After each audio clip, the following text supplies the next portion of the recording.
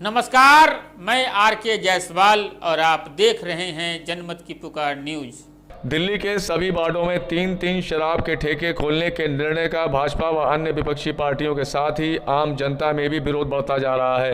लोगों का कहना है कि आम आदमी पार्टी की सरकार आवासीय क्षेत्रों में शराब के ठेके खुलवाकर वहां के स्थानीय लोगों का जीना दूभर करना चाहती है। इससे अपराध बढ़ने के साथ ही महिलाओं के साथ भी जुल्म बढ़ सकता है। साथ ही दिल्ली सरकार ने अपनी नई शराब नीति में शराब पीने की उम्र 25 से घटाकर 21 वर्ष कर दी है और शराब की दुकानों को खोलने का समय भी बढ़ा दिया है। इन सब बातों को लेकर दिल्ली की आम जनता केजरीवाल सरकार से खासी नाराज दिखाई दे रही है। भाजपा नेता मनजीत सिंह ने दिल्ली सरकार की नई आबकारी नीति और अन्य कई दूसरे मुद्दों पर जनमत की पुकार से बात की। आइए देखते हैं उनका ये पूरा इंटरव्यू। नमस्कार, आप देख रहे हैं जनमत की पुकार न्यूज और मैं मौजूद हूं भारतीय जनता पार्टी जिला केशवपुरम कार्यालय में और हमारे साथ मौजूद हैं जिले के महामंत्री मनजीत सिंह जी। मनजीत सिंह जी, जनमत की पुकार में आपका स्वागत है। नमस्कार, आपका हार्दिक अभिनंदन है जिला भाजपा कार्यालय में। मनजीत सिंह जी, आपकी राजनीतिक शुरुआत कैसे हुई, हमारे दर्शकों को बताएं जरा। मेरी राजनीतिक शुरुआत एक साधारण कार्यकर्ता के रूप में हुई, स्वयंसेवक के रूप में हुई और केवल पार्टी के विचार से बनकर मैंने काम शुरू किया था। संगठन स्तर पे आपने अभी तक क्या क्या कार्य किए हैं? संगठन स्तर पर मैंने विभिन्न दायित्वों को निभाया है। मंडल पर मैं युवा मोर्चा मंडल अध्यक्ष से मेरा जो युवा मोर्चे का सफर शुरू हुआ था, उसके पश्चात जिले युवा मोर्चा में, उसके पश्चात प्रदेश युवा मोर्चा में मंत्री, महामंत्री और राष्ट्रीय युवा मोर्चा में अनुराग ठाकुर के नेतृत्व में मुझे काम करने का मौका मिला। तत्पश्चात लगातार मैं जिले में विभिन्न पदों पर मंत्री, उपाध्यक्ष और महामंत्री के रूप में काम कर रहा हूँ। अगर हम देखें तो प्रधानमंत्री जी ने जो कल 3 कृषि कानून बिल वापस लिए हैं, कैसे देखते हैं आप इसे? निश्चित ही प्रधानमंत्री श्री नरेंद्र मोदी जी के इस फैसले का मैं स्वागत करता हूं और न केवल मैं बल्कि भारत की असंख्य जनता इस फैसले का स्वागत कर रही है, नतमस्तक है। मैं प्रणाम करता हूं प्रधानमंत्री जी को। और सबसे बड़ी बात यह है कि सोने पे सुहागा कि प्रधानमंत्री जी ने 3 कृषि कानून को रीअपील करने वाला दिन जो चुना, गुरु नानक देव जी की जयंती के उपलक्ष्य में, गंगा स्नान के उपलक्ष्य में इस रीअपील कानून, कृषि कानून को वापस लिया। निश्चित ही हम प्रधानमंत्री जी का स्वागत करते हैं। और प्रधानमंत्री जी ने जैसे कहा कि मैं कृषि बिल किसानों के हित के लिए लाया था और किसान बिल को राष्ट्र हित में वापस ले रहा हूं, प्रधानमंत्री जी को मैं नतमस्तक हूं, प्रणाम करता हूं। दिल्ली में नई सरकार, नई आबकारी नीति को लेकर आप जगह जगह जा भी रहे हैं, धरना प्रदर्शन हो रहे हैं, कैसे सब घटना को देखते हैं आप? मैं निश्चित तौर पर आपको बताना चाहता हूं, आप भी जानते हैं कि दिल्ली सरकार की नई आबकारी नीति न होकर अनीति और कुनीति है। आप जानते हैं कि अब हर वार्ड में 3 से 4 शराब के ठेके दिल्ली सरकार आम आदमी पार्टी खोलने जा रही है। ये शराब के ठेके आम आदमी पार्टी रिहायशी इलाकों में खोलने जा रही है। मैं आपको अपने क्षेत्र में बताऊं, महिंद्रा पार्क राज्यस्तरीय अपार्टमेंट के सामने, कोहाट एनक्लेव के मेन एग्जिट और एंट्री रोड पर मकान नंबर 359 में, इसी प्रकार रामपुरा मेन रोड पर रिहायशी इलाके में और त्रिनगर में, कन्हैया नगर में बिल्कुल 100% रेजिडेंशियल एरिया में यह सरकार शराब की दुकान खोलने जा रही है, जो बहुत ही अशोभनीय और गलत फैसला है दिल्ली सरकार का। आम आदमी पार्टी के नेताओं से मैं बताना चाहता हूं कि इससे पूर्व कि जनता बाहर निकलकर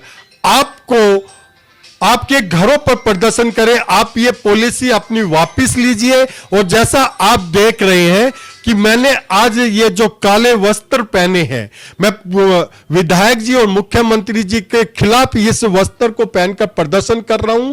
जहां भी जाएंगे काले रिबन के साथ, काले कपड़े के साथ विधायक का हम क्षेत्र में विरोध करेंगे, क्योंकि हमारे जो आदर्श रिहायशी एरिया थे, चाहे कोहाट है, चाहे राज्यस्तरीय अपार्टमेंट है, महिंद्रा पार्क है, रामपुरा है, त्रिनगर है, इन्होंने इस क्षेत्र को नरक में धकेलने का काम किया। क्योंकि एक शराब की दुकान जब क्षेत्र में खुलती है तो साथ में 10 बुराई आती है, क्योंकि उसके साथ में 2-3 मीट की दुकानें खुलती हैं, साथ में छोटे छोटे ठेले लग जाते हैं जिसपे अंडा मीट बिकता है, मीट की बड़ी दुकानें भी साथ में खुलती है, पनवाड़ी और पान बीड़ी रजनीगंधा बेचने वाले साथ में लग जाते हैं, और उसके साथ प्लास्टिक के गिलास और जो ये पानी और बिस्लरी वाटर और पेप्सी बेचने की दुकानें भी साथ के साथ खुलती है, जो शाम को शराबियों का जमावड़ा उस दुकान के आसपास लग जाता है और जाम की समस्या होती है। यह साक्षात रूप से मेंद्रा पार्क के निवासी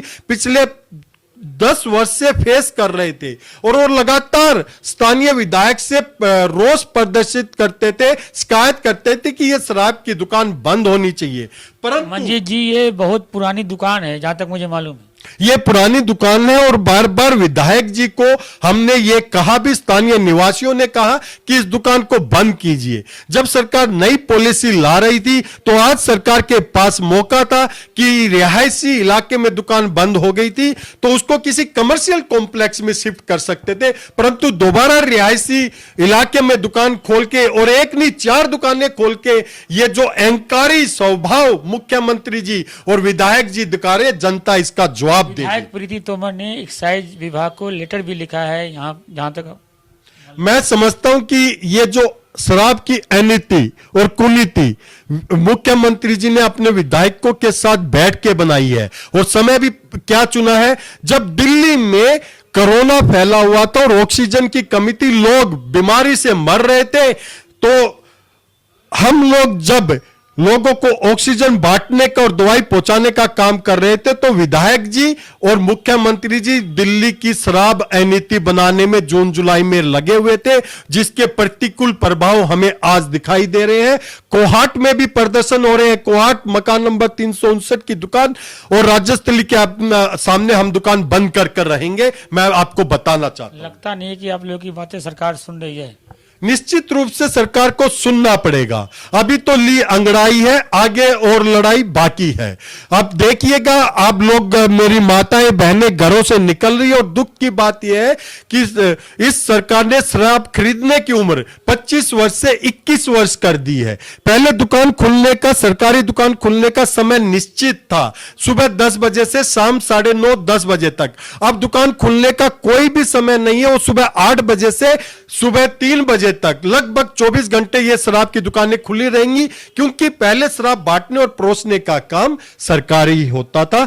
अब इस मुख्यमंत्री ने यह काम निजी हाथों में व्यापारियों को दे दिया। अब व्यापारी जो दुकान खोलेगा वो ज्यादा मुनाफा कमाने के लिए इसको 24 घंटे ओपन करेगा, तो रिहायशी इलाकों में स्थानीय निवासियों के लिए यह बहुत विनाशकारी दुकानें साबित होने जा रही है। इसलिए सरकार को सुनना पड़ेगा, और सरकार को अगर नहीं सुना तो आज मुख्यमंत्री मां के पेट से पैदा नहीं होता, वोट के मतपेटी से पैदा होता है। यह जनता इस मुख्यमंत्री को उठा फेंकेगी। अगर हम देखें तो दिल्ली में सांस लेना दूभर हो गया है, और दिल्ली सरकार लगातार हरियाणा सरकार को कोस रहा है कि वहां पराली जलाए जाते हैं। मुख्यमंत्री जी, फैशन हो गया है हर बात को दूसरे पर आरोप लगाना। छठ पर मेरे पूर्वांचल भाइयों को उन्होंने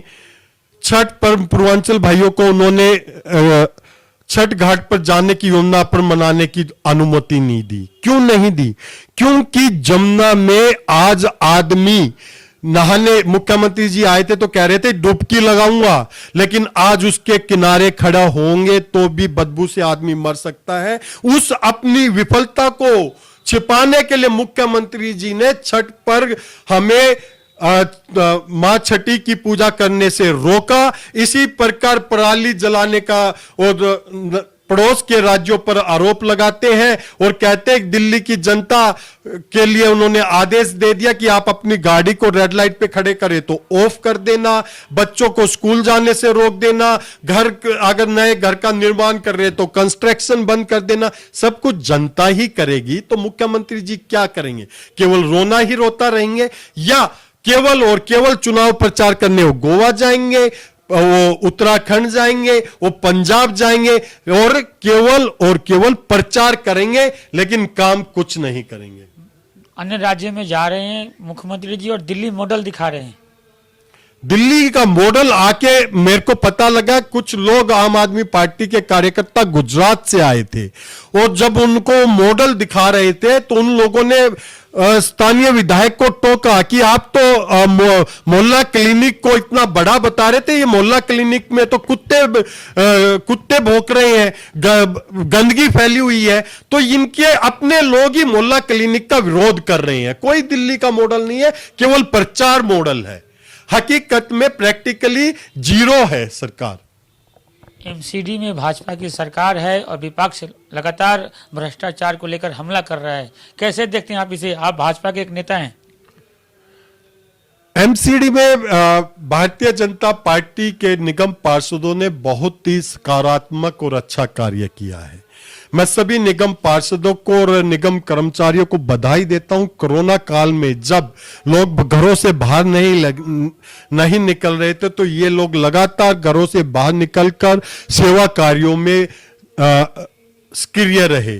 तो निश्चित रूप से स्वच्छता में और शिक्षा में निगम स्कूल जितना अच्छा काम कर रहे हैं, जितना साफ सफाई है, तो मैं निगम को बधाई देता हूं कि वो अच्छा काम कर रहे हैं।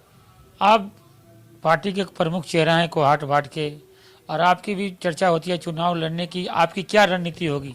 मेरी कोई रणनीति नहीं है और मैं संगठन का सिपाही हूं। संगठन ने मुझे जो संगठनात्मक कार्य दिया है मैं वो काम अच्छे से कर पाऊं, ये मेरा प्रयास रहता है।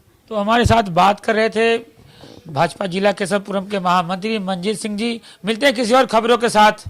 नमस्कार। नमस्कार, मैं आरके जायसवाल और आप देख रहे हैं जनमत की पुकार न्यूज। अगर आप जनमत की पुकार को यूट्यूब चैनल पर देख रहे हैं तो कृपया चैनल को सब्सक्राइब कर लें, या फेसबुक पर देख रहे हैं तो पेज को लाइक करें, फॉलो करें।